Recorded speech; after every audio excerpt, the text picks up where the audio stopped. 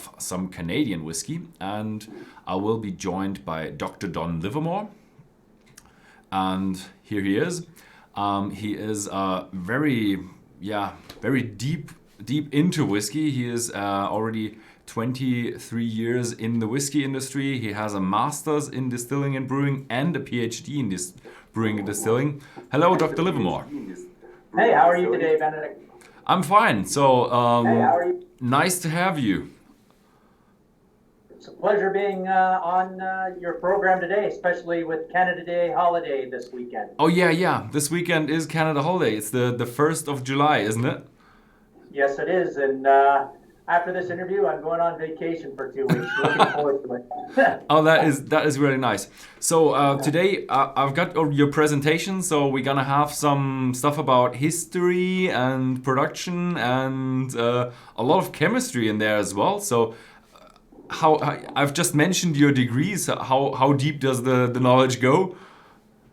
It's certainly for 23 years of experience in the industry and completing a master's and a PhD in brewing and distilling. Surprisingly, day to day, there's still things that surprises me in terms of making whiskey. It is a very complicated type of business, lots of chemical engineering, physics, biology, and it's a wonderful place to have a career as we can make many different flavors and styles of whiskey. And I think that's what we'll learn today with Canadian whiskey. Okay, very nice. So I would say let's then just dive right into history. And I've tweaked your presentation a little bit because there are a few whiskey breaks in there. So the presentation will have a few breaks where we can then try the whiskey together with the guys who bought the whiskey.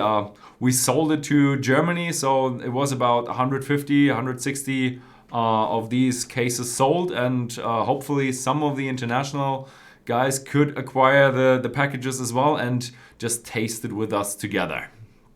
I know it's certainly available in Canada and the United States as well as Germany and France as well. So I think we should talk about the history of Canadian whiskey. It's a fantastic story. Okay. Really, the first instance of making whiskey in Canada would have been in 1769. Up until that point, Canadians probably would have drank rum because you're along the eastern seaboard, you're along the Caribbean.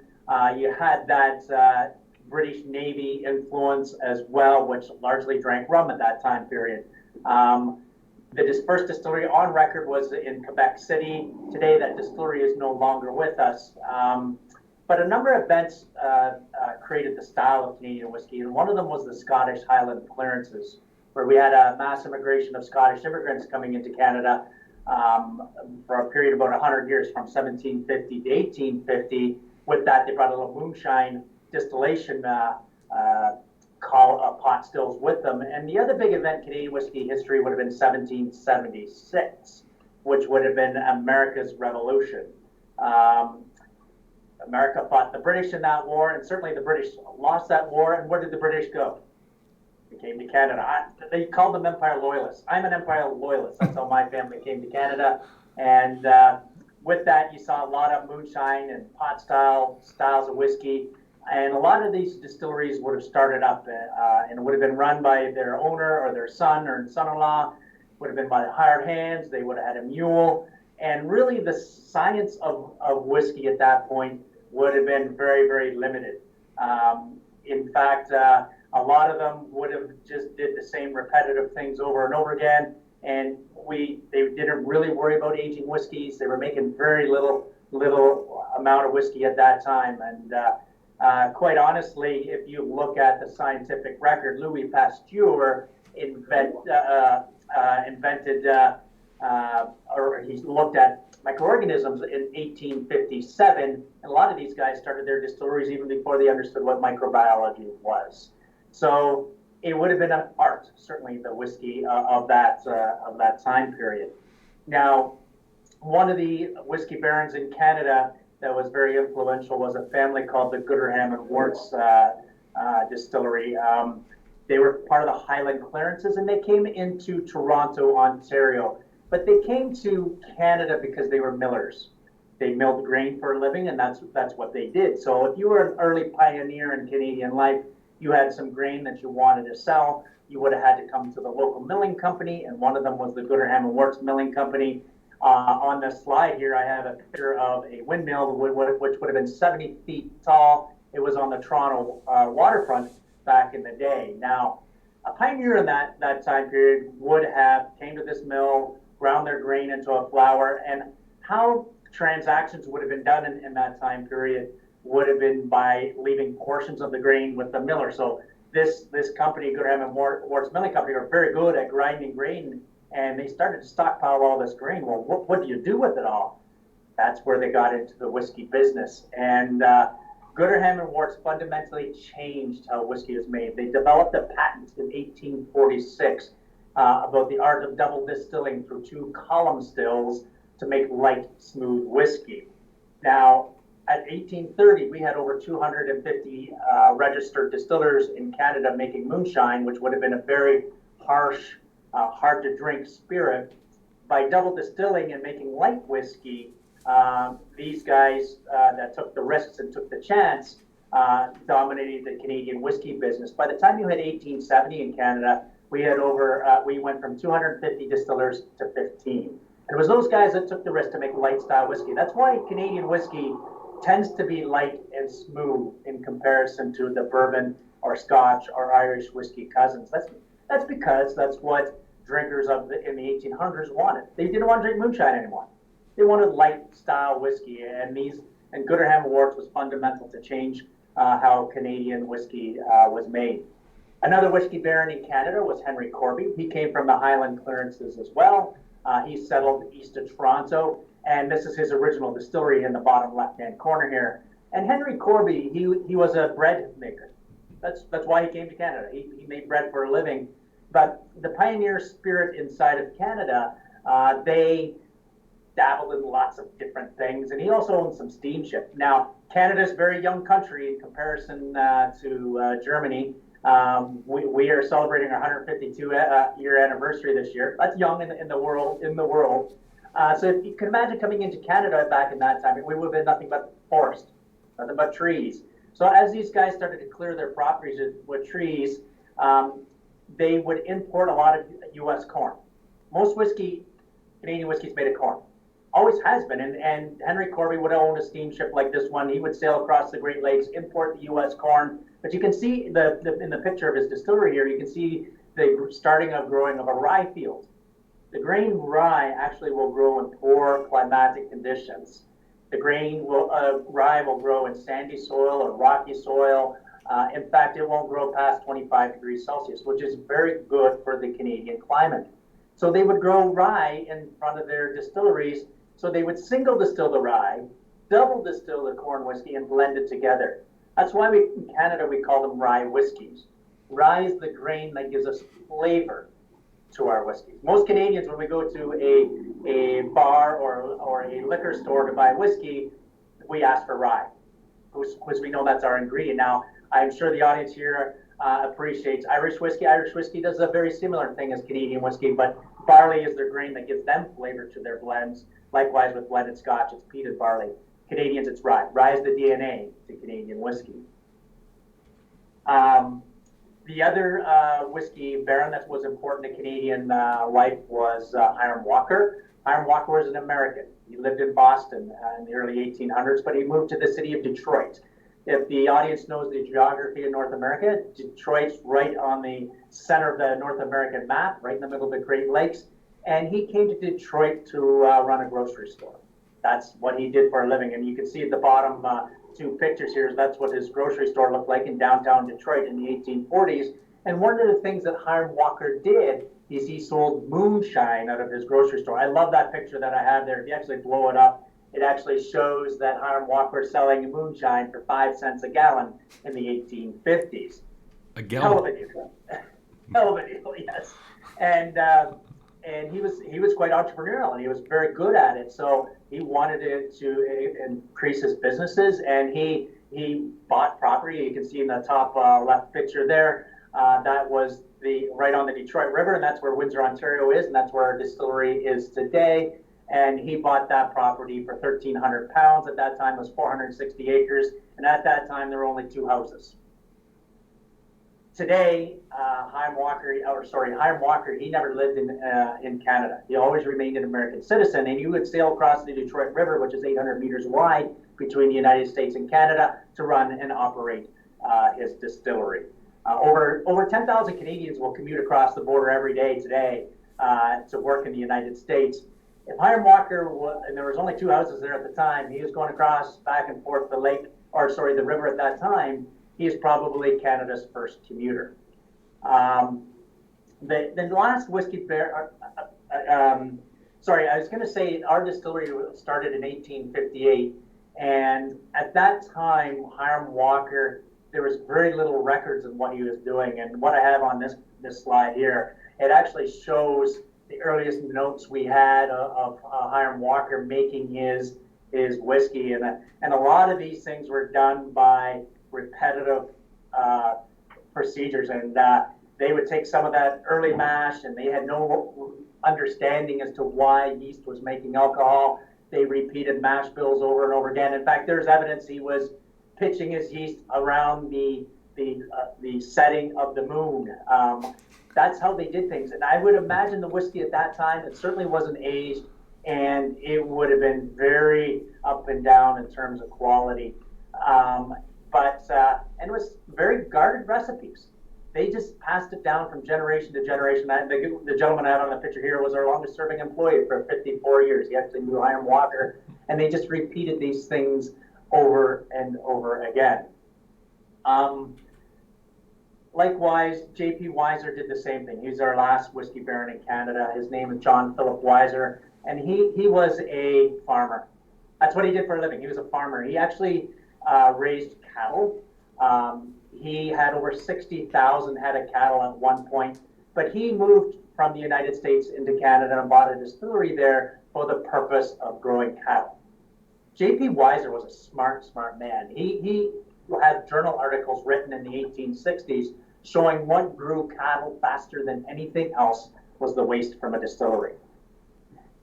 Because what's left over is a high protein feed. And if you come to our distillery today and you smell the odor in the air, we can smell the nice bready notes. That's us drying down the leftovers and what we call as distillers' feeds. We still do that 160 years later.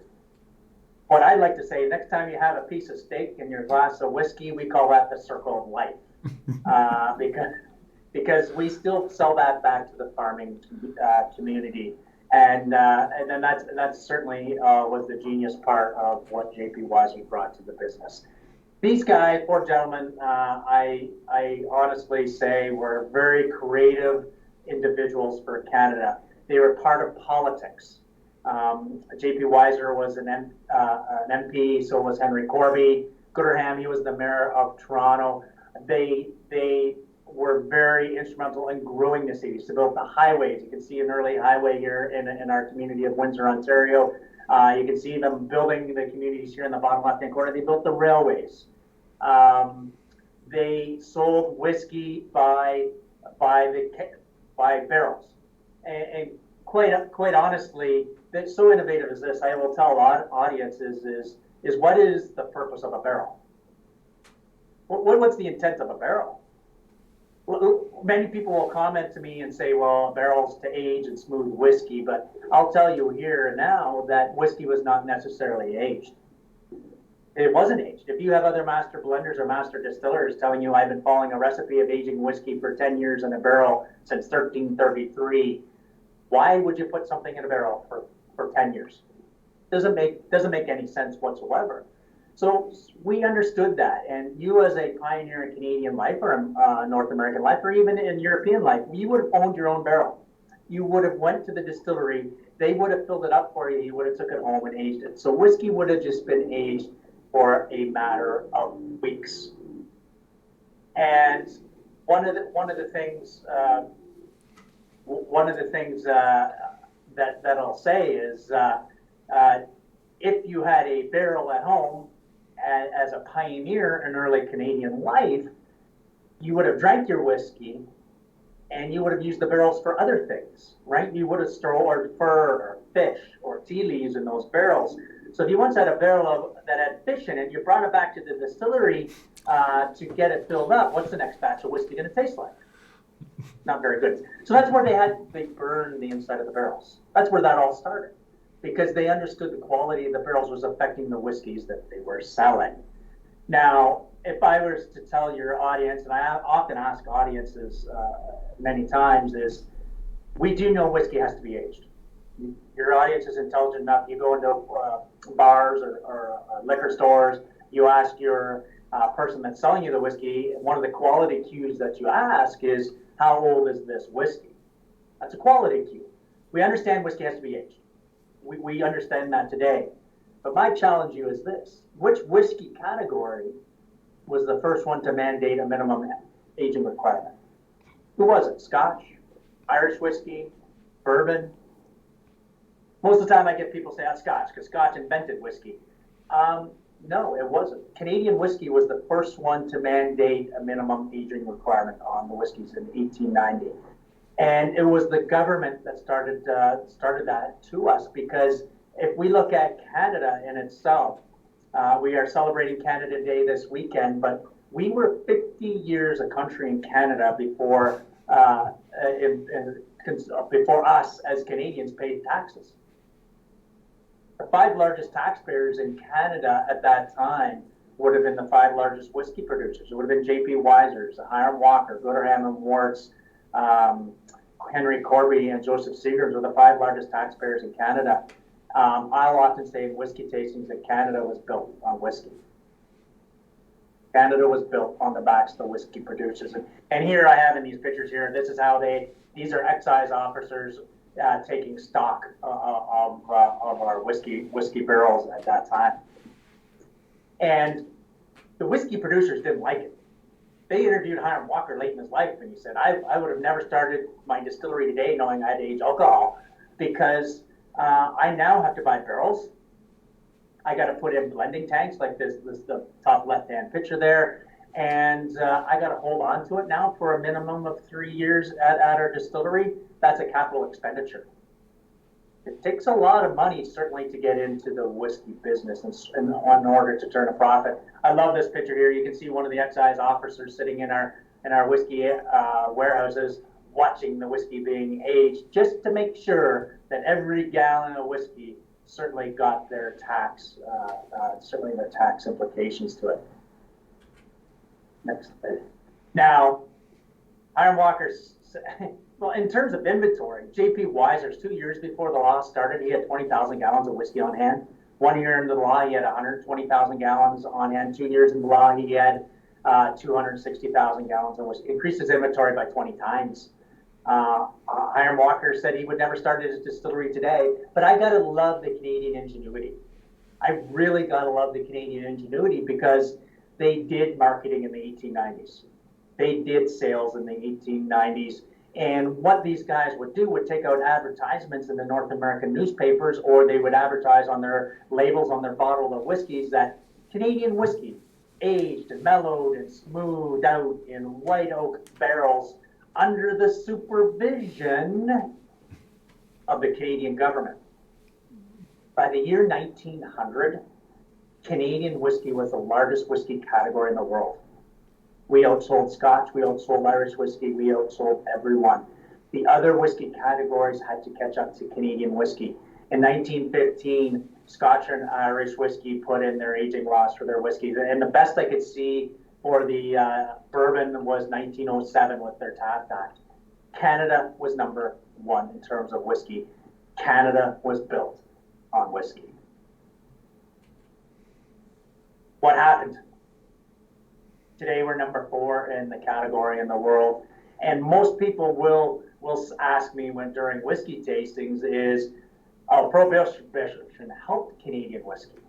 Quite honestly, what helped Canadian whiskey was the American Civil War, which was 1861 to 1865, where the American North was fighting the American South. All the Americans went to war during the 1860s. They weren't making whiskey anymore. They were actually tearing apart their stills in America to make cannons and guns and bullets. Canadians took advantage of that situation. Most people thought the smuggling and prohibition helped Canadian whiskey because you heard of Al Capone and the dangers of rum running and things like that. But quite honestly, prohibition, you lost your customer. Good things don't happen when you lose your customer when you're in any business. And a few people controlled what was going on in that time. And one of those gentlemen was Harry Hatch. Harry Hatch was a salesman in the Corby Distillery during the 1920s. And he also owned a bar around the Toronto area, right on Lake Erie. And the people that attended Harry's bar were all the fishermen. And he was very smart. He was one of Canada's top businessmen in my mind. He went and bought the loans on all those fishermen that attended his bar on their boats. And what he would do is make deals with those fishermen. And he said, you know what, can you take this bottle or this case of Corby whiskey with you across Lake Ontario and sell it for me? Yeah, we'll do that for you, Harry. He had over 450 fishermen working for him, taking whiskey into the United States. That's where they called them the rum runners. In fact, they called it Hatch's Navy. And he grew Corby whiskey at that time while all the other major whiskey producers sat on their inventories. He was smart. He went and called out the owner of the Corby Distillery and he said, you know what, I want 1% ownership of this company because I know what I'm doing for you. Now, if you're an owner of a company at the time and your salesman is asking for 1% ownership, what's going to happen? That's not a good conversation. So Harry ended up quitting, took out a loan, took a risk, and he bought the Gooderham and Worts Distillery downtown Toronto in 1923. To make a long story short, Harry Hatch went and bought the 4 largest distilleries in Canada within a period of 8 years. He went and bought Gooderham and Worts, he went and bought the Wisers, he went back and bought Corby, and he bought the Hiram Walker Distillery where I work at today for $14 million. And there was $14 million in whiskey inventory alone. The site was valued at $28 million. Now, Harry Hatch looked awfully pretty owning the 4 largest distilleries in Canada in 1933 when Prohibition ended. That's why you see today, and I'm representing a number of different brands here today, they're all made under one roof because of Harry Hatch. Prohibition consolidated our industry. We didn't invent whiskey in Canada.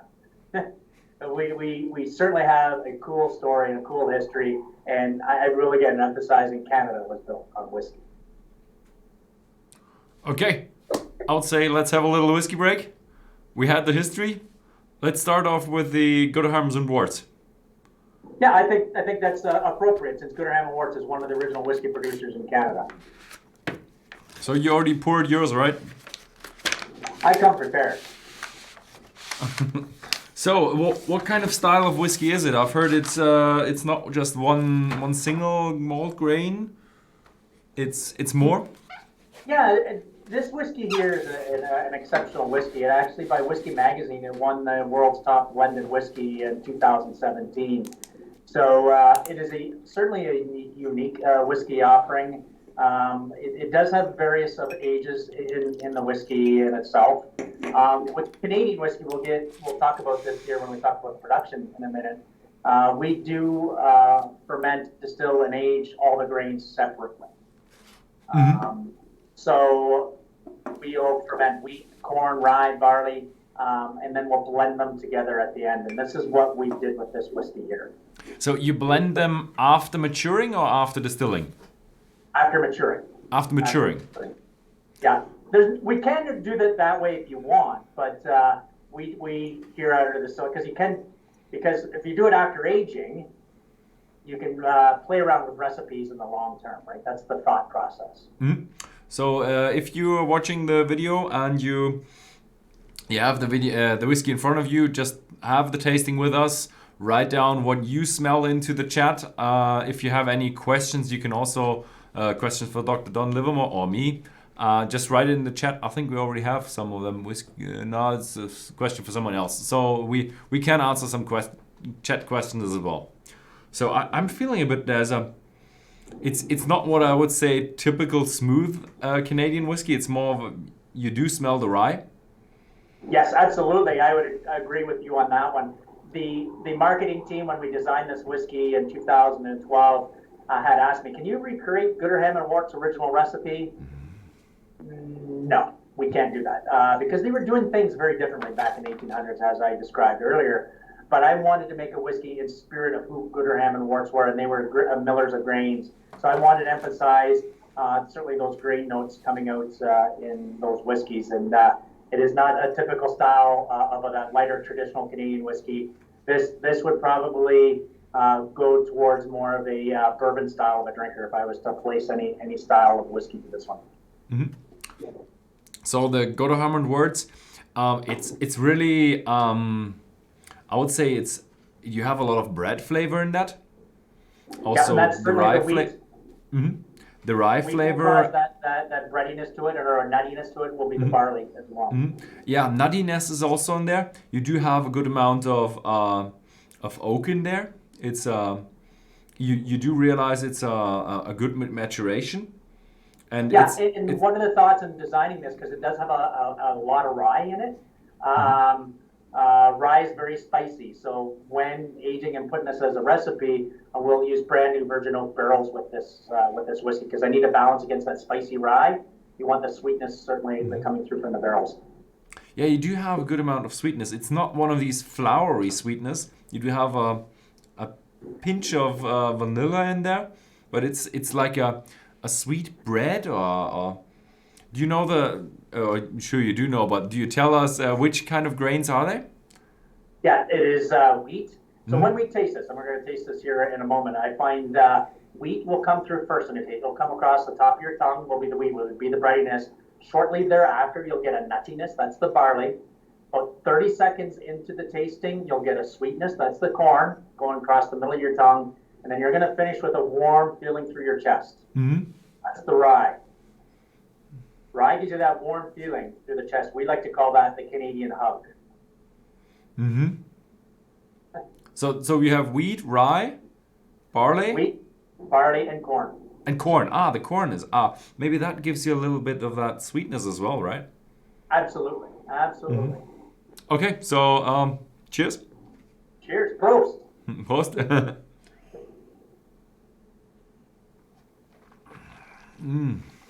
Ready, nutty.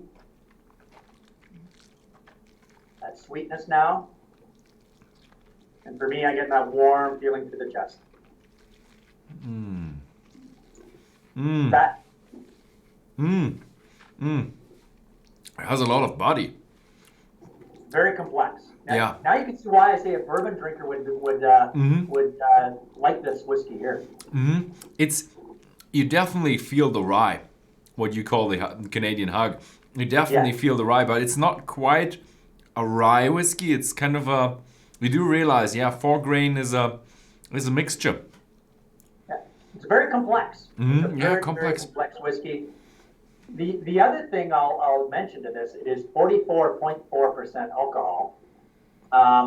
We wanted certainly to match that 4 grains in it, so 44.4 we thought makes some sense. But there is a reason for that. I find at higher strengths of alcohol, you're going to get more of a grain or woodier flavors coming through. At lower strength, when you as you know, when you add water, it opens up. That's when the fruity and floral notes would certainly come out. If we want this to emphasize grain, we want to keep the strength a little bit higher. Mm-hmm. There's one question from David Sroka. What's the age of the whiskey? Do you say anything about the age of the whiskey here? It's not age declared. We're trying to match to taste. I do know we go up to a 10-year-old with some of the blends in this, and some of them are a little younger. Depends. You don't want the barrels to overemphasize this, so we are trying to match the taste. It is certainly of great quality in the barrels that we put at it. Most Canadian whiskey that you would see out in the marketplace will use used barrels, so it is a unique to put brand new virgin oak barrels with this whiskey. Okay, so I love it. So really nice. It's more of a rough start. I would have imagined a much more smoother start, but I like it. Yeah. So you want to complexity. Yeah, also the complexity. Yeah, I love the idea of 4 grain. That you don't just use one type of grain. You have so much variation when you have the mash bill. Well, it makes my job fun. Yeah, definitely. So Yeah, well, quite honestly, I mean, we'll talk about it. If you make a mash bill and you make your whiskey, you really can't do much post-aging. Whereas if you can separate everything and age things in different barrels and different grains and different distillations, yeah, you can be very, very creative doing that. Mm-hmm. Okay, so you want to continue with, I think we're going into production or something like that? Yeah, let's do that. Oh, so There's your tasting notes. And the one thing I'll, just before we go on to the production side of it, you notice when I put on my tasting notes, length of finish, that's not the time it takes to finish a bottle. Mm-hmm. That's how long do you feel it after you drink. And you know how much rye is in a whiskey by the longer you feel that warm feeling through the chest. Mm-hmm. Also, we still have one question. Does Grotherham and Wards work with sherry or port casks or stuff like that, or is it focused on virgin oak or bourbon barrels? Virgin oak is how we focus this because I want to balance the heavier rye spices with it. But I like what your question is asking in terms of innovativeness. We do rare and limited releases of the Grotherham and Wards brands each and every year of a 500 case release, and these are things I will play around with as a type of barrels for this whiskey here. We have released a 19-year-old whiskey, or will be releasing a 19-year-old version of this this fall in Canada that's aged in red oak barrels. Red oak barrels? Never heard of it.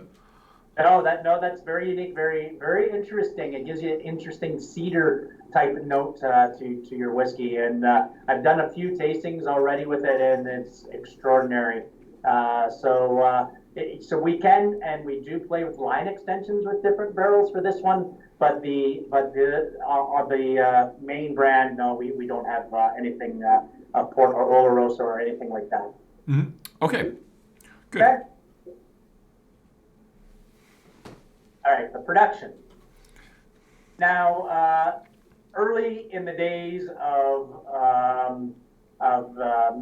bringing in grain to the distilleries, it would have been just anything they could get their hands on. Grain would have been just moved around in open pits and open vats. A lot of the original workers would have just milled the grain one day, came in and cooked it.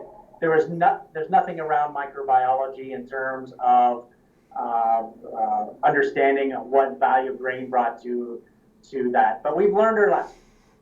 One thing Prohibition did for us is advanced our industry post-Prohibition. And you could see at that point, Canadians in the 1930s and 1940s started to pay attention to the quality control of how whiskey was made. And they started to understand bacterial infections and things of that nature. And they actually started to put around rating the grain to make sure it is of good purity, good quality, and they would store it in safe and dry conditions because they understood the value of certainly those flavors that are brought into whiskey. Today, we have what we call as a grade 2 grain, where we test a number of different things as it comes into our distillery. We test the test bushel and yield. We test for heat damage. We test for broken kernels. We actually test for moisture. We don't bring in grain much higher than 15.5% moisture, as it could certainly cause a quality problem in your whiskey. Now, we do all these nice and fancy tests that you see here, but I'll tell you this, the most important test that we do, the young lady in the previous slide, she actually runs and operates our grain elevator, and Christy's most important job is this. She physically picks up the grain and smells it. She has the right to reject grain based on its smell. What she's looking for is a compound called geosmin. Geosmin is produced by a fungus. It's produced by a grain that's starting to rot. And we can pass all these tests, but if it doesn't pass Christy's nose test, I've seen her do it. She will reject the grain because geosmin will survive fermentation, distillation, and aging, and then I'll have to deal with it 15 years later as a blender. Easier to reject it now than later. And we are farmers can be quite clever as well, because you can see this picture on the top left-hand corner there. They can bring in this big truck of grain, But what they can do is put the poor grain on the bottom layer. So we actually probe the entire truck just to make sure the good quality grain meets that smell test that Christy's looking for. Now, a lot of our grain is local, as closest to the distillery as we can possibly get, because we don't want to transport grain around. It adds cost to our business, quite frankly. I know lots of people like to say around the marketing side of things is you make it from local ingredients. Quite frankly, you do that because of the costs. Rye is growing in a little bit of a different place in Canada. We get a lot of it from southern Ontario along our north shore of our Great Lakes because it's very sandy soil there. Most crops cannot grow there. In fact, that's where tobacco is grown there in Canada. And once the tobacco is harvested, you leave the soil barren. And what farmers will do is grow rye. Rye is the type of grain that will grow in those conditions. So we get a lot of rye from our tobacco region of Canada. Now, when I'm looking at grain, and if your audience is really into making whiskey, I'm going to show them this. This is Dr. Don's Canadian Whiskey Flavor Wheel, and I encourage you to certainly follow me, CDN Whiskey Doc. You can certainly get a copy of that if you're looking at me. But what this does, it explains where flavors come from. And flavors only come from 3 places. And this is how this whiskey wheel starts here. It either comes from the grain, it comes from the yeast, or it comes from the barrel. All right? And if you go around this whiskey wheel here, it'll show you the types of grain we use. It'll show you how we brew and distill and to get certain flavors. It'll show you the things we can do around the barrel. And for grain, when we choose corn, that brings a sweet creaminess to your whiskey. When we choose barley, it gives you a nutty character to your whiskey. When you choose rye, it gives you that clove, that ginger, those spices to whiskey. And wheat gives you that bready or that pastry or that shortbread taste and flavors of whiskey. So these are things I choose to bring in the flavors like we tasted in the Gooder Ham and Worts type of thing. Now, what I tell people is this. This is getting a little geeky, a little scientific here. Why rye? Why do we choose rye? Rye is a very hot commodity in terms of the whiskey world in North America right now. And I know Germany grows a lot of rye in the world. In fact, there's experts in Germany that will make hybrids of rye for their food industries. But there is a scientific reason why we choose rye. So what I have in this picture here in the top left-hand corner is the grain rye. And what I want to focus on is the fiber. That's the shell of the grain. Fiber is made up of cellulose, hemicellulose, and lignin. And you can see the chemical structures here. What I sometimes will visualize is this. Cellulose and hemicellulose is the bricks. Lignin is the cement, if you can picture a brick wall. That's how fiber is constructed. Very tough, very rigid type of material. Now, if I look at all the types of grains that we do use in the whiskey world, by far, rye has a lot of lignin, has a lot of that cement, has a lot of that red on that slide there that ties it all together. Now, if we go to our next slide here, there's lignin as a molecule. If you ever go into a distillery or into a brewery, you'll notice it's very hot, very warm. We're always cooking, we're always distilling, we're always heating. Now, if you can imagine this, you're heating, you're distilling, you're breaking apart that fiber. What ends up happening is this: you break apart that big molecule into those individual building blocks that I have here. What drives me crazy is when I do tastings is how much rye is in your whiskey. The question you should be asking me is how much 4-ethylguaiacol is in my whiskey. That's the spice that people are looking for.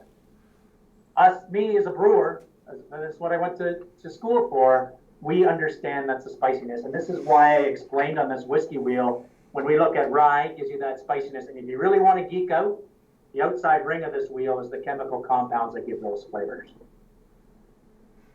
This is a distillery cheat sheet, if you really want to look at it. So that's why rye, and that's why people are into rye whiskeys today. They're looking for those spicy notes for their whiskeys.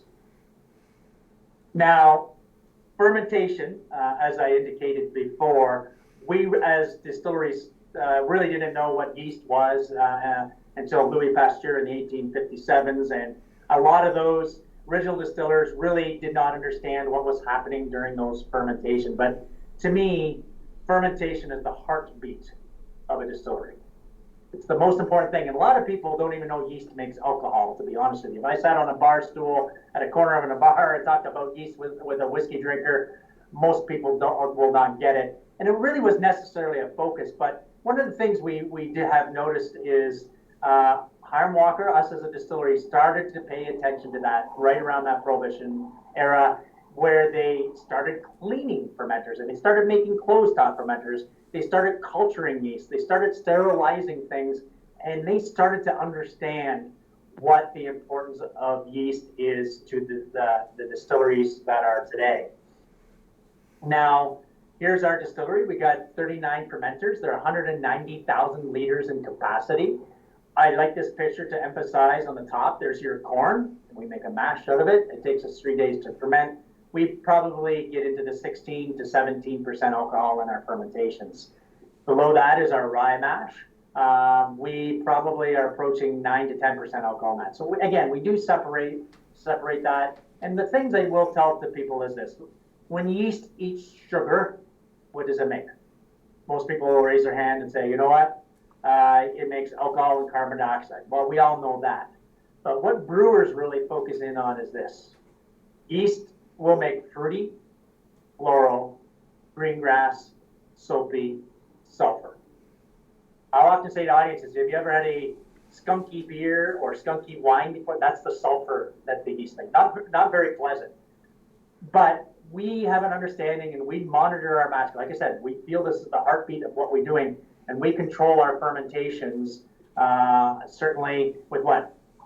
Certainly with a number of things. Now, this is a very complicated slide, but I'm gonna dumb it down here for a second. We can change the parameters in fermentations to make and force yeast to make fruity flavors, floral flavors, sulfur flavors, or soapy flavors. For example, if we increase the temperature of our fermentation, we know yeast will make more sulfur notes. Likewise, if we stress out our yeast, we can make more fruity. Those are the esters you see there and the higher alcohols. We can change the nitrogen levels. We can change the amount of yeast we add. We can change the pH. We can do a number of different things to control these flavors in your whiskey. That's what brewers do. Like I said, it's the heartbeat of what goes on in a distillery. Whiskey break. Whiskey break, sure. So the next one is the Pike Creek. It's 10-year-old. I'll see. How much ABV? 42% ABV. 42% ABV, yes. And you did a bit of a finish there for that maturation here. Yes, it is. It is a 10-year-old whiskey that we double distilled, so it is going to be a lighter style of whiskey. It is a blend. We put a little bit of rye into the final recipe to give it a little bit of that spiciness, like we talked about earlier. But this is aged at first in used Canadian whiskey barrels. Mm-hmm. After the 10-year aging period, we take it out of the cask and we put it into Caribbean rum casks. Mm-hmm.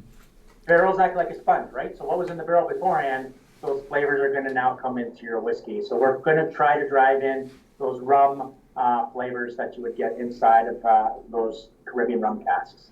Okay, I still had a question during your presentation.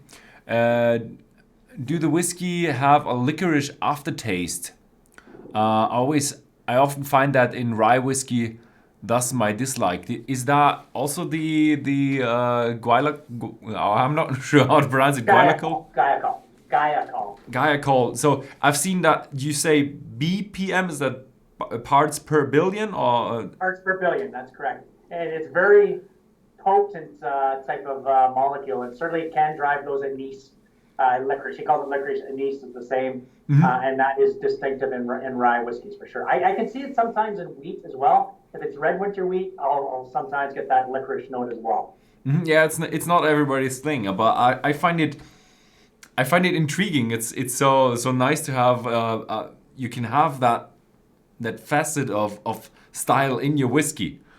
I Yeah, find, and it's all around cooking, right? Just like I yeah. explained, enough you cook that grain, bust apart what that lignin is in that. Sometimes I'll say lignin is the world's most unappreciated molecule. Because if you think about it, although we don't have peated whiskeys here, if you think what peat is, it's degraded plant material. It's a low-grade coal. So all those smoky flavors that you'll get in a Scotch is degraded lignin. Ah, okay. So the lignin from the peat goes to what was it called? Into the smoke, the phenol. Phenols, and with the rye you get into the glycols. Yeah, for the guy called, yes, yeah. Okay. So could you? I mean, if you have parts per billion, then if you have 1,000 parts per billion, you would have 1 ppm, right? That's correct. Yes. So how would a That would whiskey be very taste intense. if you'd have like say 10 ppm of glycol? I'd almost be undrinkable. To be Undrinkable. honest with you. Would it be so rough or rough and like anise? Oh yeah, yeah. It would be getting into that territory. Yeah, and I don't know of any whiskey of that high, but I like how you're thinking. Quite honestly, we've actually got a hybrid of rye that was developed in Germany called Brasetto Rye that we've been growing in Canada since 2015. And we know it is high lignin level, and then we're trying to drive up those spicy notes in our whiskeys, in our rye. We use a German hybrid type of rye for our rye whiskeys. So you said you added rye in here. So the base is corn?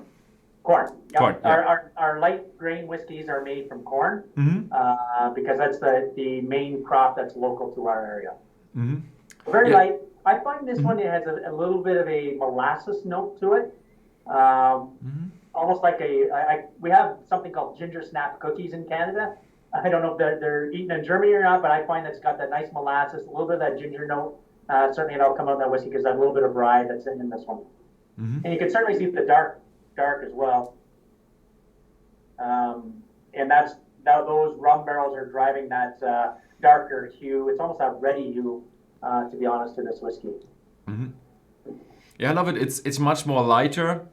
You do get a bit more sweetness, and as you said, you do realize it's the little bit of a sugary sweetness that you know from rum. Yep. So you do feel the rum finish there. I like it, but also it feels also a bit more mature. I would say the wood is I would say different, more mature. Yeah, and it's got that 10-year of age. Because we're not using new whiskey barrels here, they're more of a used barrel. You're going to get that mature smell to it. Between the first whiskey and the second whiskey here, there's not much different in age, but you're picking up the type of barrels. Ah, okay. That's whiskey. Yeah. Okay. Cheers. Prost. Prost.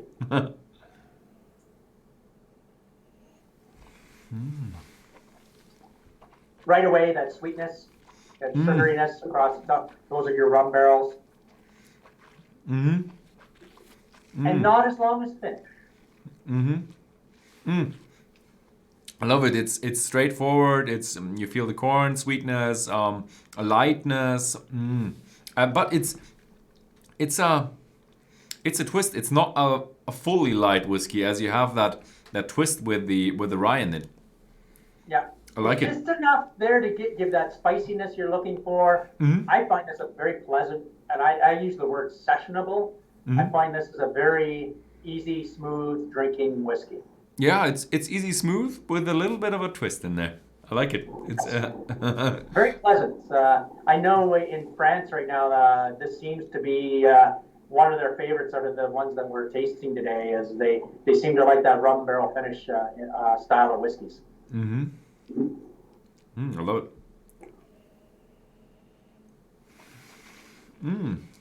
Very pleasant. It's nice that and you have so much variation. If you compare these two whiskeys, they're totally different. You couldn't tell they're from the same distillery. Yeah, you couldn't. Definitely. But okay, you have a different mash bill. Mash bill is very powerful. Plus all the other tweaks in there. I love it. Nice. You say it's not that strong aftertaste. I would say, yeah, you don't feel the aftertaste like the hug, but you have still have some good in your mouth. So it's Yeah, it's in your mouth. It's more in your the mouth, isn't it? the sweetness sticks in the aftertaste compared to the other one. I would find this one a good for after dinner. Yeah, it's an easy drinker one with a little bit of a twist in it. So it's Yeah, I like it. I do too. Very nice. Very nice. Should we continue with the presentation? We should. There's Pike Creek. Tasting notes. You can see the finish certainly on this one. I said golden raisins, brown sugar. It's funny you talked a lot about that when you were tasting it. So we have similar tasting notes. Good. All right. Okay, so the next part of our process is this. We talked about fermentation and how yeast makes that nice fruity, floral, green grass, soapy, and sulfury types of notes. And we talked about we ferment the grains individually. So the next step is distillation. For everything for us, we put it through a column still. That's how bourbon is made. They use a column still similar to this one here. I only put a section in our picture. This tower is 65 feet tall. It's about 6 feet in diameter. And stills, you can see the little hatched doorways there with the handles you can screw. There are trays right below each door. There's 55 trays inside of this column still. So when we make a mash, we actually dump it down the top. You can imagine falling through the trays. You can see a tray here on the top left-hand corner. It'll fall through the holes and go to the bottom. At the bottom, you add steam. Alcohol's boiling point is 78 degrees Celsius. Water's boiling point is 100 degrees Celsius. So the alcohol vapor is going to go up through the holes to the top. We'll condense it to 70% alcohol. The grain, the dead yeast cells, and the water will go out the bottom. Forget all that. Simply put is this, and I'm a blender, and this is what I'm looking for. One pass through a column still, which is how bourbon is made. You keep the grain flavor you're using. You keep the fruity, floral, green grass, and soapy notes the yeast has made. I missed one. If you haven't picked up on it, I missed the sulfur note. What happened to the sulfur? Doesn't go up the still, or we'd have skunky whiskey. Doesn't go down the bottom of the still either. You see that picture of that tray on this presentation here? You'll see a white residue. That's supposed to be a nice shiny copper. I'm going to let you in a marketing secret. We all use copper in our distillation, and there's a reason for it, because copper salts out the sulfur notes the yeast has made. That white salt residue on those trays is called copper sulfate. If we don't make our stills from copper, we will have skunky whiskey. We all use copper, and we have 10 centuries. All right, next slide. Now, that one passed through that still. We can barrel it. That's going to be a heavy rye whiskey, or we can distill it again through another column still like this one here. We call that double distill. This is how grain whiskey is made. We call it light-based whiskey in Canada. The Scotch, blended Scotch is called the grain whiskey. When you go through 2 column stills, that makes light, smooth whiskey like we had in Pike Creek here. I can make it from corn, wheat, rye, or barley, and you won't be able to tell the difference. We distill up to 94.5% alcohol through the second distillation. This is what makes Canadian whiskey light and smooth. This is what most people prefer. This is what Gooderham and Ward's invented as a patent in 1846. We still do the double distilling today. The question I hate people asking me is this, is how much rye is in your whiskey? I can make a whiskey that's made from 100% rye, but if I distill it twice or 2 column stills, you won't be able to tell the difference. The question your audience should be asking me, how did you distill it? We are brewers as well as distillers. Distilling shapes your whiskey. Okay? Next slide. There is one more method of distillation that we use. This is a copper pot still. We insulate it here because we have workers working around it here. Pot stills are probably what most of your audience will understand as distillation. And pot distillation is very simple. It is the simplest form of distillation. We will column distill everything once. It's a full-bodied whiskey, 70% alcohol. We will then put it into this pot still here. Pot stills we slowly boil. The very first stuff that comes off is the green grass flavors the yeast has made. That's the heads. We cut it, we throw it away. And the flavors come out in this order. Next will be the fruity flavors. Next will be the floral flavors. Next will be the grain spicy flavors. After 12 hours of distillation in a pot still, what's left in the tails is the soapy flavors we make. We cut it and we throw it away. So we can actually concentrate up flavor in your whiskey by doing an added pot distillation. And the shape of the still matters. You see this, we call it the line arm. You see where it would boil and it'd come off that still and comes down that arm. The straighter the arm, the lighter the whiskey. The more it cools down, the heavier, the bigger, fuller the rye whiskey will be, because there's less reflux. Next slide. Here is the slide. It's a little bit miscued from when I sent it to you, but what I've done here is put in order on the left-hand side. There is all the compounds that either the yeast has made or whether it's come from the grain. Then I put it in its boiling point order. And the right is the flavor. And you can see the very first stuff comes off is the green grass flavors. Next will come off is your banana, your pear, your strawberry, apples, apricots. Then you can get your smoky and your phenols and your rose type of flavors. So we can make those cuts to exact boiling points to how we want to shape our whiskey. That's what distillers will do. Okay? Next slide. Oh, whiskey break. Not the whiskey break. They're getting quicker and quicker here. Yeah, I had to fit it in somewhere. So we're gonna have the JP Wisers, but before that, I still have a question.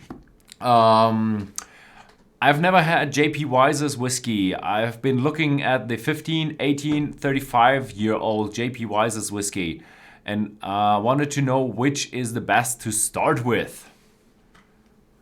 Depends on your pocketbook. I never know. It depends on your flavor. I'm going to talk about aging here in a little bit, but it depends if you really like certain flavors in your whiskey. The higher the aged whiskey, and if you look at my flavor wheel, I'll have it on here, and I do talk about aging on it. Highly aged whiskeys are going to have a green apple flavor to it. And it depends if you like that style of green apple. For me, there's a sweet spot. I don't know for this person in the audience. Bourbons, I will like around probably 12-year mark. I like our whiskeys kind of 12 to the 15-year mark. Scotches, I kind of like in that 18-year range. So it probably depends where your whiskey is made, and I'll talk about that in a minute. It depends if you like that kind of characteristic in your whiskey. Now, this one here, we talked about distillation a minute ago, is largely a double distilled light whiskey. And it's the main portion in this recipe here. So it's going to be light, it's going to be smooth, it's going to be like a traditional Canadian whiskey. It has a little bit more rye in it than the Pike Creek we just had. But you're going to get a nice green apple kind of note to it. And that tends to be the predominant character to this whiskey. A little bit of spice with the rye in it. The rye that we blended into it is just a single column distilled rye. We did not put any pot distilled rye in this recipe at all. Yes, yeah, that's the smell of age. I sometimes use for this one, this is the smell of angel share, certainly in this whiskey here. And you say that the green apple is from the maturation? I would have never imagined that. Yes, it is. Okay, so the base We'll talk about that momentarily. The base is still a corn? So corn, right? Remember when we double distill it? It doesn't matter what grain it comes from, but yes, it is a light base corn whiskey. That certainly comes on this one. So it's a 15-year-old JP Wisers, 40% ABV. That's 18 proof for the Americans. And yeah, it's a light one. It still has... Yeah, like I said, if I want to emphasize fruity flavors, I want to keep the strength as low as we can. 40% is the baseline for Canadian whiskey. And that's, if I want to emphasize aging and opening up that whiskey, we kept it to that 40% level. I like it. Yeah. Cheers. Cheers. Proof. What?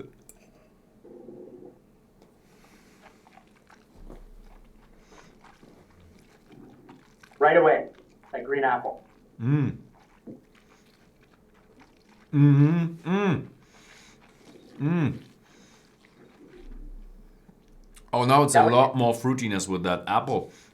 The nose was more similar to the one before, but the taste is now a lot different. It's the age. Yeah, it's the age.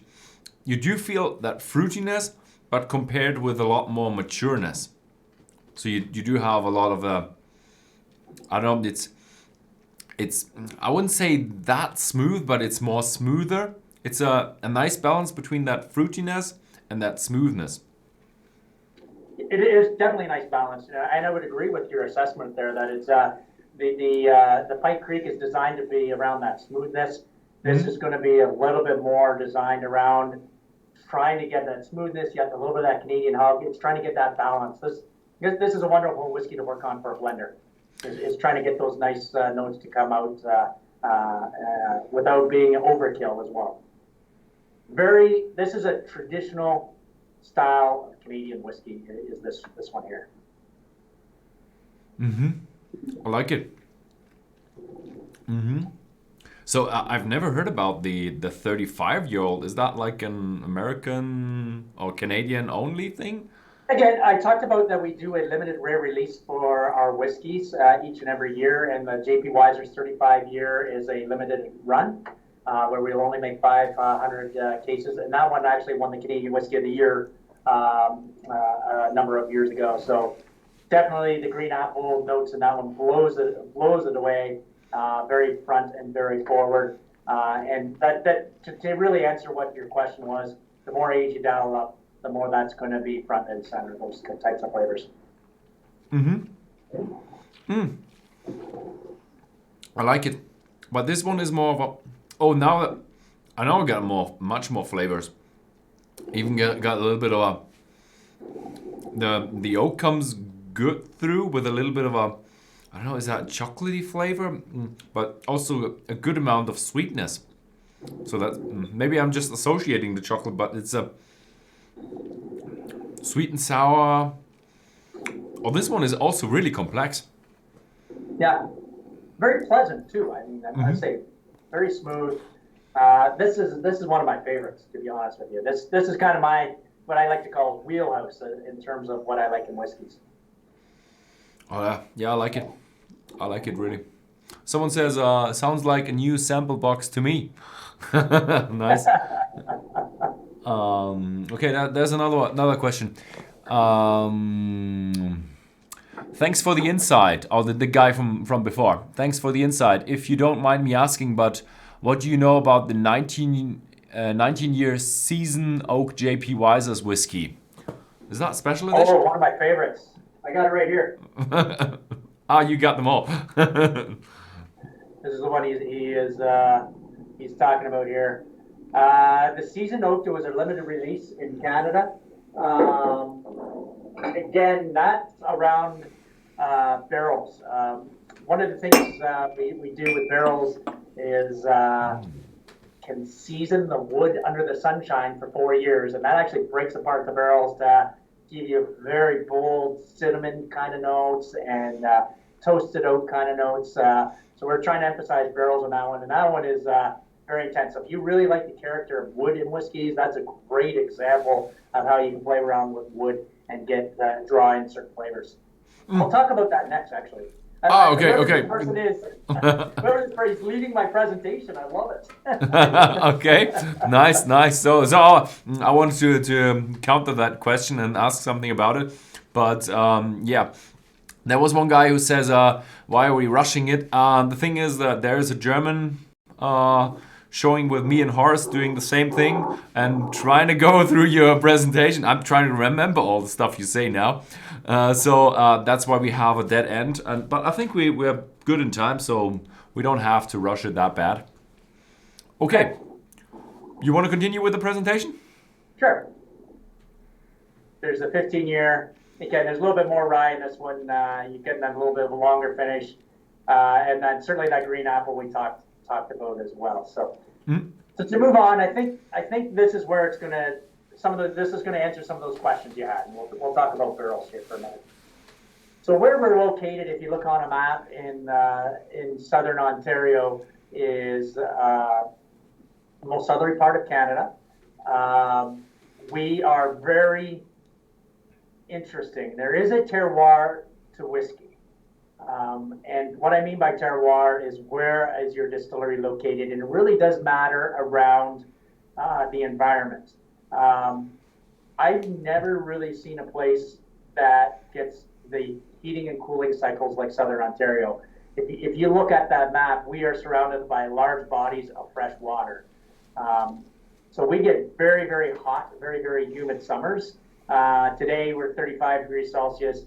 They got heat warnings because of those lakes. Really makes it a humid environment here. Likewise, in the winter we get very cold because those big bodies of water will freeze and ice over.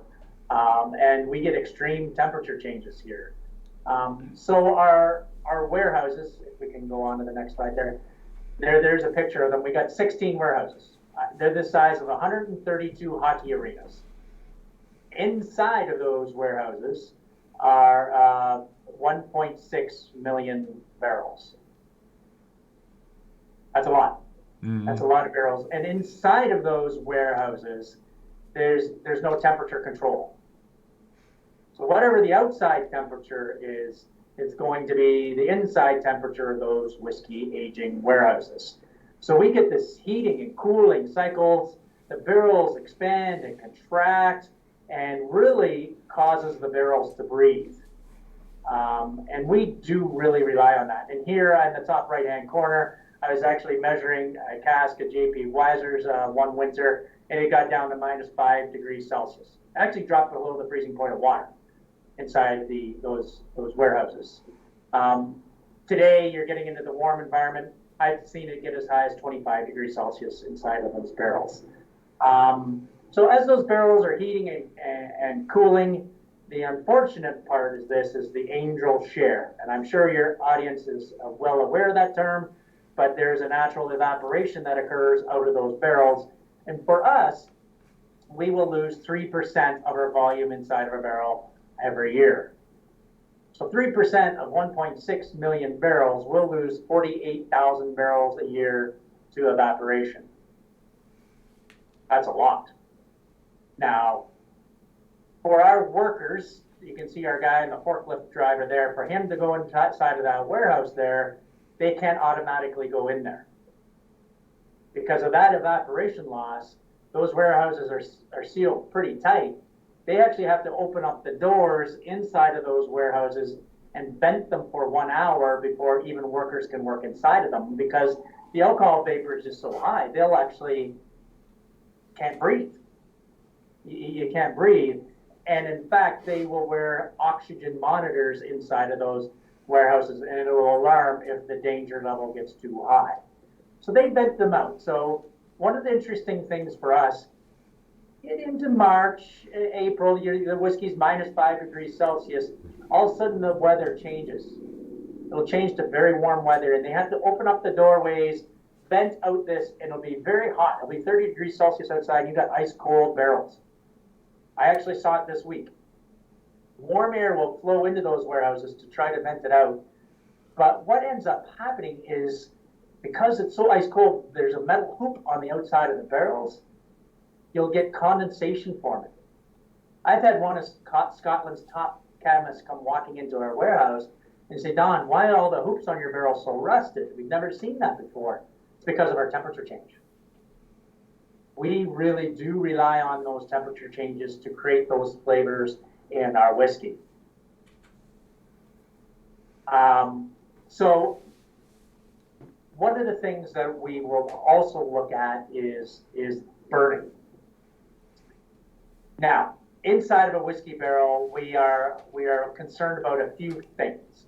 One of them is the tannins. We've talked about tannins, and there's a great example, your person in your audience there that talked about seasoned oak as a whiskey. So tannins are odorless. You cannot smell tannins. but it gives you an interesting bitter or a tea-like flavor to your whiskey. So barrels that have been kind of broken down, like we talked about with the season oak, from the natural sunshine in the natural environment, can get a interesting tannin-like note to your whiskey. If we go on to the next slide here, we also burn a barrel. Originally, we burned the barrels to get rid of a flavor inside our whiskey, like we talked about with the history of Canadian whiskey. Burning the tannins causes them to turn into these polyphenols here. Again, very big molecules, but they become broken down. The burning breaks these things down into these smaller acids that you would see in your whiskey. So that's where you get gallic acid. Gallic acid certainly comes into play. So sometimes highly burned barrels will give you an interesting acidic thing, but more importantly is this. If you go to the next slide here, those acids really will drive a reaction. Those acids will combine with ethanol, and you will get a number of different breakdown products from when alcohol breaks down. You'll get acetaldehyde being formed in your barrel. It just keeps going up. That gives you that green, fresh grass note to your whiskey. You'll get acetal, which is a sweet vegetable note to your whiskey. You'll get sometimes acetic acid being produced. You get that little bit of that sourness to highly aged whiskeys. And this is kind of answering that 35-year-old question to that person. And certainly ethyl acetate starts to be made. And that gives us that sweet, fresh, green apple note we just tasted inside of our 15-year-old whiskey.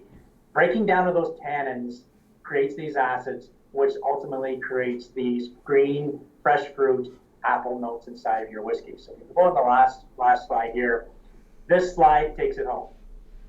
Along the bottom axis you'll see in both of these slides here is age. Along the left-hand side is the component we're talking about, and one of them is acetaldehyde and one is ethyl acetate. There is a terroir to whiskey. For us at our distillery, we'll make 10 parts per million of ethyl acetate a year because of the natural breathing of our barrels. If I had this slide in India, if I had this slide in Jamaica, for example, they'd probably double our ethyl acetate number. Likewise, in Scotland or Ireland, it may be in half.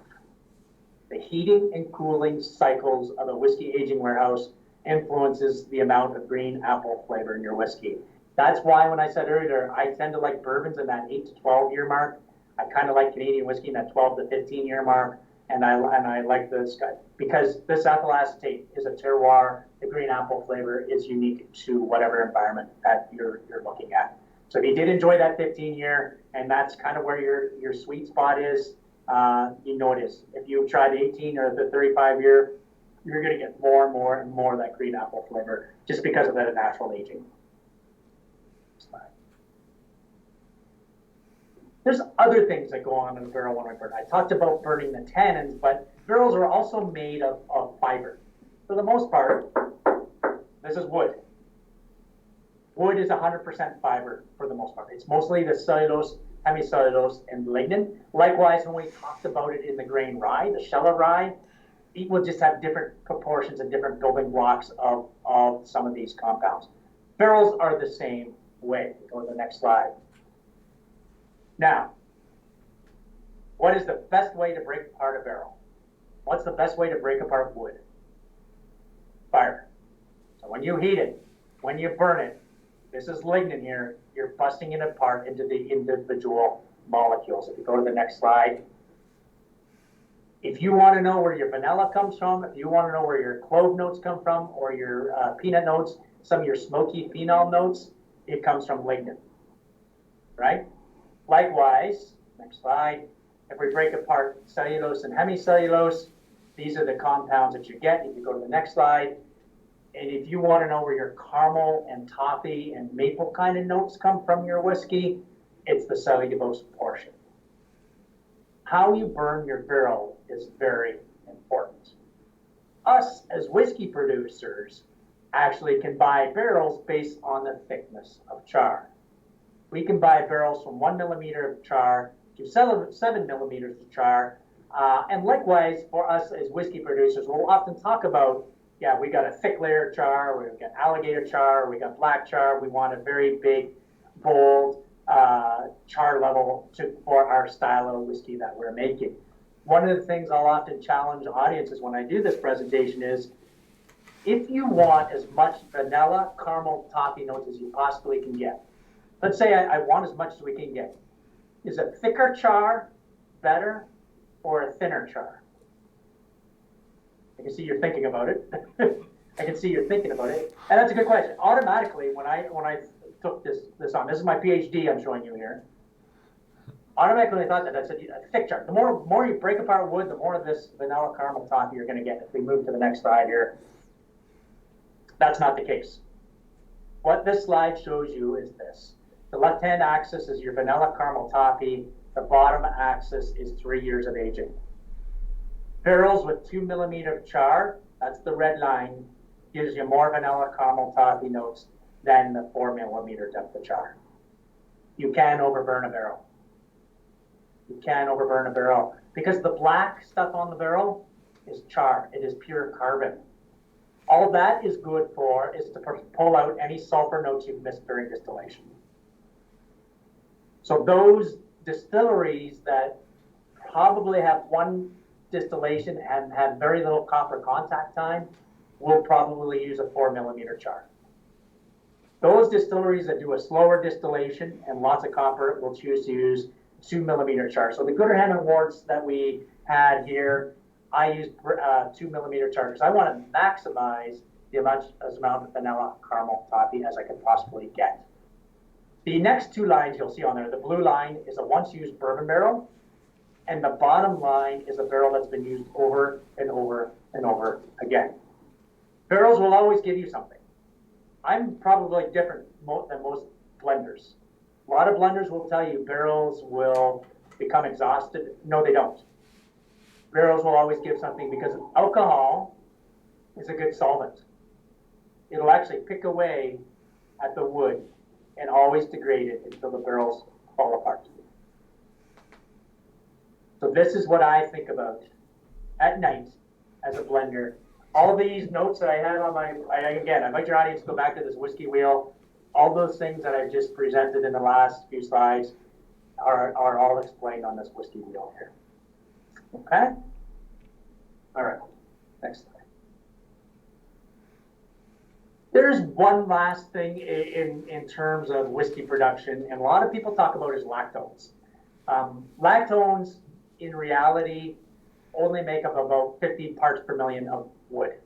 Those are your wood oils, and they are there, and they do something to our whiskey. And during the burning part, they get lactonized, or lactonization, they call it, and they break apart into what we call is the cis-lactone and the trans whiskey lactones. And those things certainly can give you that coconut note to your whiskey. Barrels, where they're located and there's certain genus species of wood can give you more of those lactones. For example, French oak will give you more lactones than American oak. So you can play with those levels inside of different genus species. It really doesn't matter what country the wood comes from. It's the genus, species, and each of them will have its own lactone certain level to it. 1 second. You say it's lactonization. Is that thermal? Is that also done with the charring, or is that just present in all the casks? That has to be done with it. That's what lactonization means. It's been degraded and converted into lactone. So you started with these bigger molecules you'll see on the top, the lactones. Once they get burned and incinerated, it converts it into, that's the lactonization part. That's the burning. We're still with the charring. Okay, thanks. Yeah. Good, very good question. And the thing, you got to be careful when you burn too. I put it there at the bottom of the slide for those people who want to really get scientific. If you get too hot inside the burning, you can actually disintegrate those lactones too. So you got to be very careful. There's a very specific temperature you want those to come out on. Make sense? Sure. Sure. Yeah. Likewise, you'll see lactones, you'll see again on the left-hand axis here, and on the bottom axis, new wood, and you'll see the lactones come out. Interestingly enough, a lot of people will ask me if you can reburn barrels. You can reburn barrels, and we do that practice, but you'll never get the level of wood like a freshly burned barrel. You'll never get it all back. And in fact, lactones is one of those things, if you reburn, you'll never ever get back. Really, the very first use of a barrel is when you'll see the most lactones developing in your whiskey. We'll go to the next slide. Lastly, I know you probably had on your program a number of blenders and a number of distillers. I'm sure you've talked to many. And a lot of us in the whiskey world now want to look at whiskeys about finishing it. You know what I mean by finishing whiskey, right? So you can age it in a used barrel, take it out of a used barrel and finish it, like we did here with the Pike Creek. We finished it in a rum barrel. Finishing isn't the right word. Finishing is a marketing word. Scientifically, what happens is diffusion. That's the science word.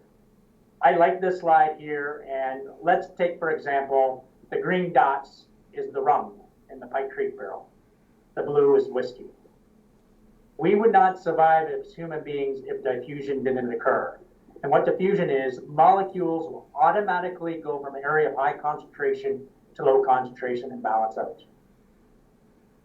That's how we pull flavors into your whiskey, and that's what diffusion is. And we can do it with lots of different things. As your person asked a question earlier, you can bring sherry barrels and Oloroso barrels or port barrels or wine barrels or rum barrels. I got an experiment right now. I'm working on tequila barrels. That's interesting. Beer barrels, I'm starting to see that now as a category. You got to be careful with that one because you want your beer as fresh as possible to bring in good flavors. But that's an interesting and simple way. And quite honestly, diffusion, all it takes is 90 days. The longer you keep it in the barrel, you're just going to get your natural, just aging green apple flavors forming. Right? So barrel finishing can happen quick, and it's one creative way, certainly, to bring in complexities to your whiskey. All right. Okay. I'm going to kind of end on this, I think, before our last tasting here is this. Blending. I love to tell this story, and it's this. I've made a couple of mistakes in my life. Mistake number one, and Canadians would appreciate this. I was in Winnipeg in February. So that's like going to Siberia in February. It's minus 50 outside, very cold city in Canada. And that's when Winnipeg has their annual whiskey festival. So I was there at their annual whiskey fest, enjoying myself. And I'm sure you've been to whiskey festivals before. They're a lot of fun. You take your glass of whiskey, you go around, you get to try many different whiskeys, and you meet people like me. I like to participate in whiskey festivals when I'm there as well. I like to break behind the booth, and I take my glass, and I go around to other people's booths. And I happened to be in Winnipeg that day, and I was participating and having a good evening. And my second mistake was I got asked to go on live television 6:45 in the morning following that whiskey festival. Yes, I had cobwebs, but 6:45 live television, 4 minutes on TV, and I happened to be on TV with our Irish whiskey ambassador at the time and our Scotch whiskey ambassador at the time. And my mistake really wasn't that. My mistake is before you go on live television, I know we're live streaming here, but before you go on live television, you should always ask what questions you're going to be asked. Because you don't want to make a mistake, and you want to be prepared for what the person's going to ask you. And I was unprepared for this question. I was the first one to be asked this. What makes Canadian whiskey better than Scotch or Irish whiskey? Tough question. Yeah, it is a tough question. You appreciate that because they're all good and they have their own unique styles. And I'm sitting there, oh my, how do I answer that question? And I thought of it that moment, and this is how I answered that question. Is I believe Canadian whiskey is the most innovative, creative, adaptable style of whiskey there is. All we have to do is be made of grain, fermented, aged, and distilled in Canada, aged in a wooden barrel of less than 700 liters for a minimum of 3 years, and a minimum of 40% alcohol. That's it. They don't tell me I have to use a mash bill, like bourbon. Again, I don't have to. I separate them. They don't tell me how to distill it, column still, pot still, and they don't tell me the barrel types I have to use. I can use used wood, new wood, bourbon barrels, whatever I want. That makes Canadian whiskey diverse. Isn't that Canada?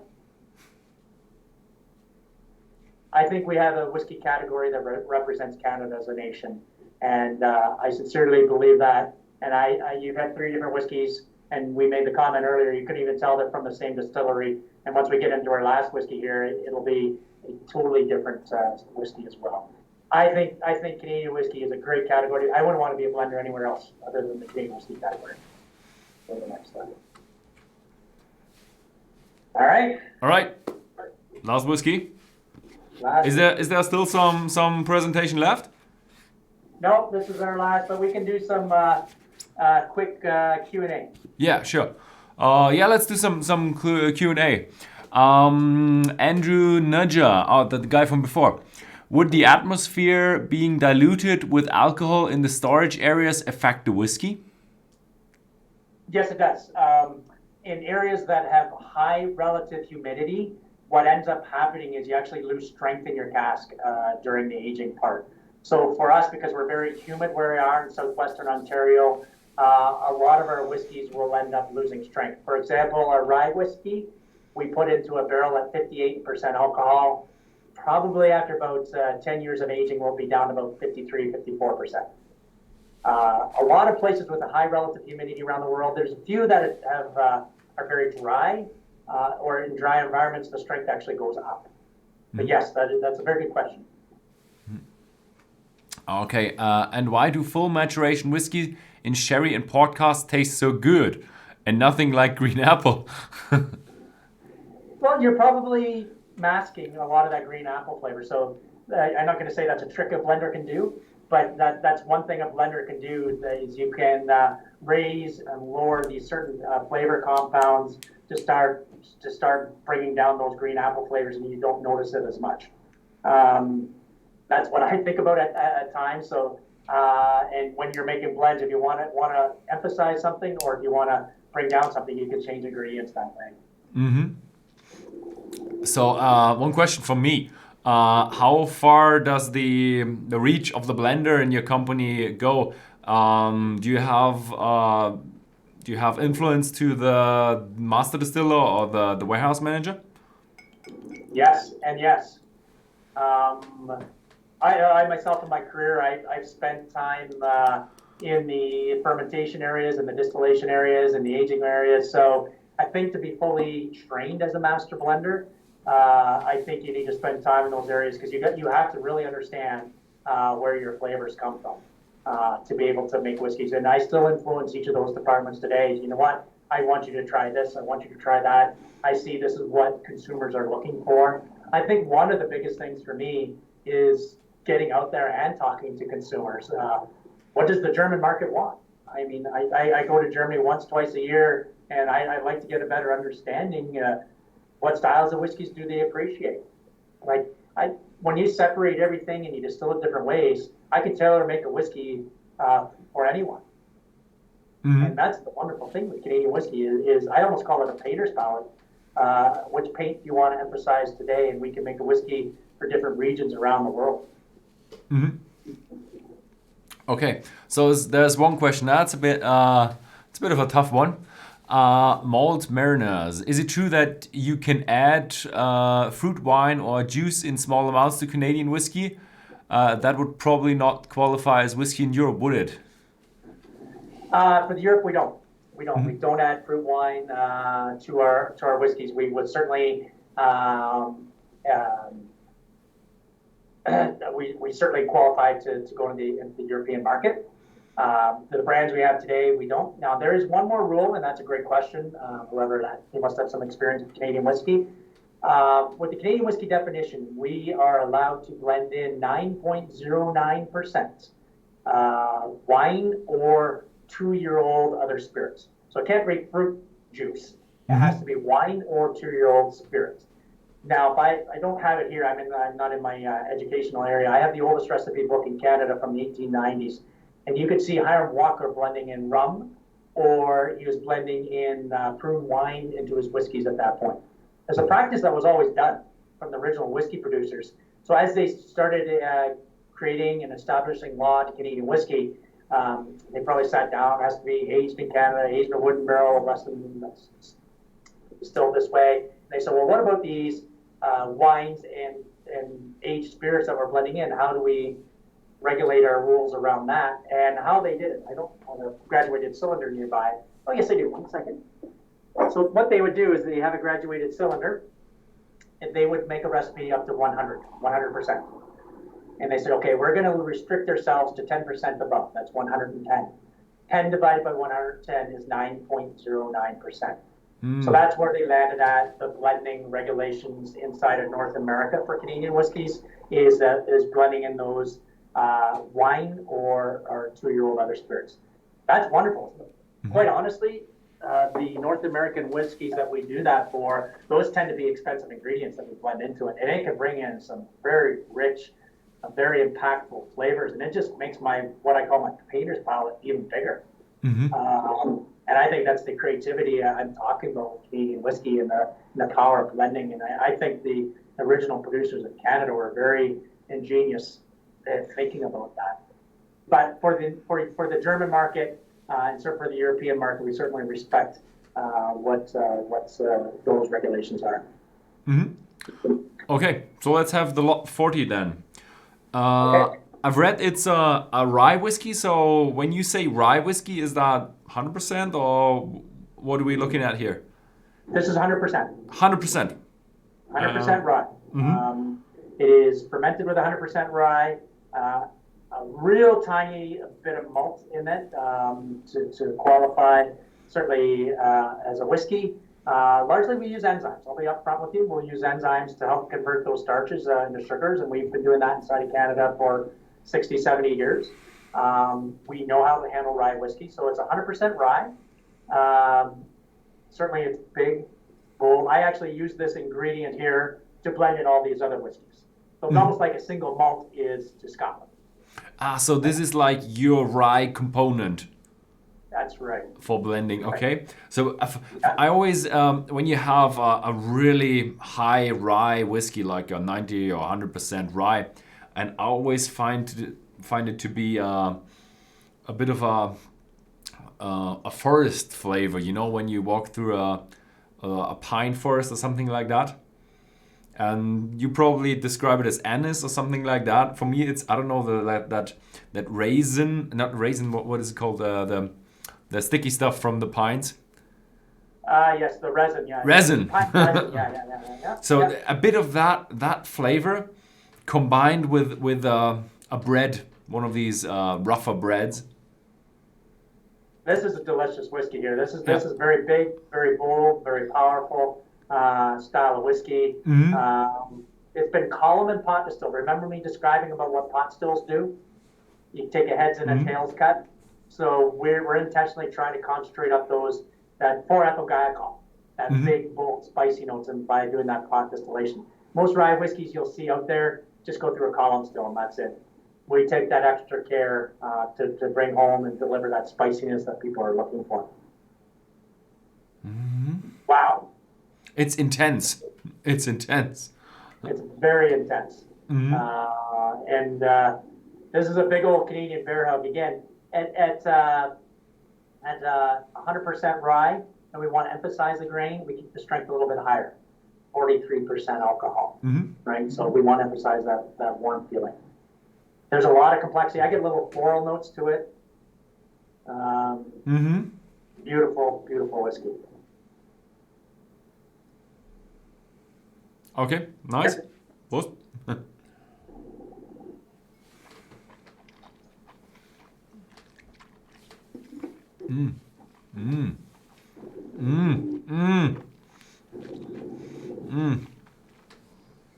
That's a building whiskey. When you have it in your mouth, it's like, nice whiskey, and then it just comes and comes with even more intensity. Yeah, but it's a tough one. That's huge. That's huge. Yeah, That's not your everyday dram. That's your dram when you say, oh, I want to experience something. I want to have something in my glass that just knocks me off my boots. Well, what you saw today with the lineup of whiskeys, you went from blending different grains to lighter traditional Canadians, and now you're going into the component we use to blend with. So you've seen the broad spectrum of what Canadian whiskey can be. So, is this more like the old style? I've heard that back in the days they used to do more rye whiskey. Was it more like that? Back in the initial parts of Canadian whiskey, they would have been making mash bills. As you developed into the 1900s and the 1930s, 1940s, they slowly started separating the grains apart, and eventually we landed as Canadian whiskey as distilling all the grains separately because of innovation later. We can't, because we separate all the grains, I can now create different recipes 5-6 years from now that is going to meet the consumer palates, and that's the innovation part why we do it this way. And through the old recipe books, I can see years where you went through a cycle of rye was high, then rye went down. Now rye's coming back again. So it is. That's where I say Canadian whiskey can adapt to consumers' taste profiles. I bet with the Lot 40 rye, they're probably very popular at the mixologists and the bar events, like where they make cocktails. Oh yeah. One of the jokes I always like to tell people is this: if you like to drink Manhattan, you know why they call them Manhattans? If you or it's a telephone or phone Manhattan, the area code is 212. 2 parts whiskey, 1 part vermouth, 2 dashes of bitters. And our bartenders like Lot 40 because it's very bold and spicy, and it balances against the sweet vermouth. It's almost like that question the previous person asked is, can you add wine to your whiskey? Well, bartenders do it. And they like big, bold, spicy whiskeys to balance against the sweet vermouth. And Lot 40 is certainly a brand we'd like to do that with. Oh, I love it. I really love it. So yeah, it's amazing. It's a lovely collection for Canada Day. Surprising, isn't it? Yeah, I love it. So yeah, I think we're at the end of our tasting and presentation. I have to say, probably the most scientific and most deep dive presentation we had here on the channel. And I really see why you got yourself a PhD there. There's a lot there, and I know we talked before of this, but but there are people out there that really want that information, and they want to understand why whiskey tastes the way it does and why blenders do certain things. And I just think we're in a great age of whiskey making. Is people are very curious in terms of what styles, and I think as a blender, that's my largest challenge, and this is what keeps me awake at night, is what do consumers want 3, 5, 10, 18 years from now? My responsibility to start putting away certain things that consumers are looking for. If I would have known that rye whiskey is as popular, like Lot 40 is as popular as it is today, I would have started putting away more 5, 10 years ago. Sure. We didn't know that. That's the struggle as a whiskey producer, is forecasting what people's tastes are. If you can tell me what you're looking for, I mean, I'll put it away for you. But it's about timing, it's understanding the market, what people are looking for, what consumers are interested in. I do know that barrel finishing or barrel diffusion, as we talked about, is very hot topic now. We know and understand that consumers are getting to understand grain. We are looking at very unique hybrids of rye now. We are fermenting and distilling and aging hot, very specific varieties of rye, because we want to dial up that spiciness. That's what I think about. we're talking about wheat. I think wheat's an interesting one. I think you're starting to see some momentum on that. Mm-hmm. But I'm waiting for the day where consumers start talking about the shapes of pot stills. I'm not quite sure they get what pot distillation is yet, but I see it coming. The other one I'm starting to hope will come is yeast. I love stuff. Yeast actually gives you the most flavor in your whiskey. Oh yeah, definitely. Yeast gives you the most flavor. If you think about it, yeast makes alcohol and ethanol. Oh, yeah, and all the other nice parts. Yeah, and the other nice parts too. But I like I said earlier, I can't sit on a bar stool today and talk about yeast with a consumer. But maybe someday we will. Yeah, maybe. Someday we will. I mean, so I got unique yeast strains that are frozen in cultures from 1930, Mm-hmm. from the original whiskey producers of Canada. Someday I'm going to crack them open and grow them and make whiskey from it. And I might not take credit for it. It might be the next master blender, but that's my responsibility is to put away things for the next master blender, whether he or she to work with. Mm-hmm. Yeah, well, I'll be glad to try it then, as will you probably. So I think we're at the end of our stream. If you are able to speak German, we will do the same stream, not quite the same stream because I'm not that into the science as Dr. Livermore. I hope I can remember all the stuff you said. If you speak German, we will do this German stream here on the German channel again on Whisky.de. And for all of you others, the next stream will be on the 26th of, what's the next month? July then? Your products are probably available internationally, right? Yes. Certainly in Europe and Australia and North America. So look out for these great whiskies. I have to say they're really, really good. My favorite today was the one with the square bottle, the JP Wises. It was the 15 year? Yeah, it was just awesome. I just loved it. So I might encourage your audience if I'll say it is feel free to follow me on social media. It is CDN Whiskey Doc. Whiskies without an E in Canada. It's Canadian Whiskey Doc. And a lot of the information I talked about today, I will put on my social media channels, and I'd be more than willing to communicate with those who want to learn more about whiskey. Okay, yeah. I've seen a lot of people are very, very interested in these information. So yeah, make sure you go to his social media and you will find much more of these informations. So yeah, thank you very much for the presentation. Have a nice Canada Day. Thank you very much. And yeah, thank you very much for watching. If you found this video interesting, then please feel free to leave a thumbs up and see you next time.